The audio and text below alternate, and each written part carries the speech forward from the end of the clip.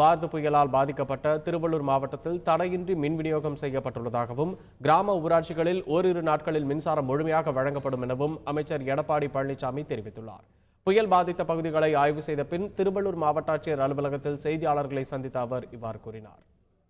திருவள்ளூர் மாவட்டத்தில் 5 நகராட்சியில் 136 வார்டுகளில் 130 வார்டுகளில் மின்சாரம் சீர் செய்யப்பட்டு மக்களுக்கு வழங்கப்பட்டிருக்கின்றன.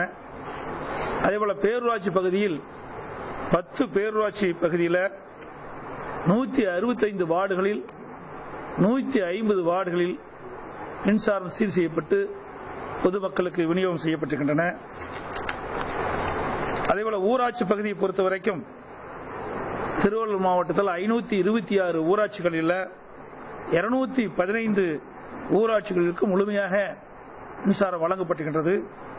73 ஊராட்சிகளில் பகுதி அளவுக்கு மின்சாரம் சீர் செய்யப்பட்டிருக்கின்றது. எஞ்சிய பகுதிகள் அனைத்தும் இன்னும் 2 நாட்களில் சீர் செய்யப்பட்டு மின் விநியோகம் வழங்கப்படும்.